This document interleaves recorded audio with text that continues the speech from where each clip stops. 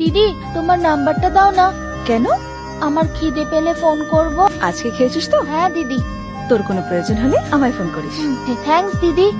এই যে নাম্বারটা দে। 1000 টাকা দিলে দেবো। এই নে, নাম্বারটা তো পেলি, এবার কি করবি? কল করবো। Hello, may I speak to Maya? It's Maya speaking. Maya, this is Varun. I work as an event organiser. তোমার ফ্রেন্ড আমাকে নাম্বারটা দিয়েছে। ওকে, বলুন। শুনেছি গরিবদেরকে ফুড ডিস্ট্রিবিউট করো। হ্যাঁ করি। একদিনে কতজনের খাবার দিতে হয়? আসলে কারোর কাছে খাবার বেঁচে গেলে সেগুলো কালেক্ট করে খাবো। ইভেন্ট হয়ে যাওয়ার পরে আমাদের কাছে 100 লোকের খাবার মতো খাবার বেঁচে যায়। আপনি যদি চান খাবারগুলো আপনি কালেক্ট করতে পারেন। হাইটেক City. I am so sorry, আমার হয়তো লেট হতে পারে। আমার কাছে তো সময় নেই। ঠিক আছে, ছেড়ে দিন। হ্যালো, আমি মায়া বলছি। ফুড কালেক্ট করতে আমায় কোথায় আসতে হবে? আমি আপনাকে লোকেশন শেয়ার করছি। Okay, hi Maya. I am Varun. Hi Varun. এখানে ফাংশন কোথায় ছিল? হ্যাঁ, ওটা হলো গিয়ে মাধবপুর। আপনাদের ইভেন্ট অর্গানাইজেশনের নাম কি? অজ্ঞাতবাসী ইভেন্ট অর্গানাইজেশন। অ্যাড্রেসটা কোথায়? আচ্ছা, আপনি লয়ার না জাজ বলুন তো? তখন থেকে একের পর এক প্রশ্ন করেই যাচ্ছেন। বিটেক পরীক্ষার সময় আমার উত্তর দিতে এত টেনশন হয়নি। এত টেনশন করছেন কেন? আমি তো শুধু অফিসের অ্যাড্রেসটাই চেয়েছি। নেক্সট মান্থে আমাদের অফিস সেট করছি, সেখানে আপনাকে ডাকবো। ঠিক আছে, থ্যাংক ইউ। থ্যাংক ইউ কেন?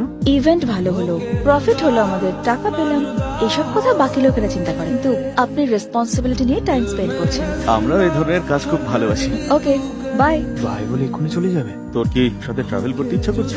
এরা খাবারগুলো নিয়ে দান করবে না ওয়েস্ট করবে, কি করবে কে জানে। আমার তো এই, খুব সন্দেহ আমার জীবন হচ্ছে। নিয়ে খেলিস যা, না। খাবার তো দিয়ে দিয়েছিস, এখন এত চিন্তা করছিস কেন? আরে, যেন বলছিলেন আপনি?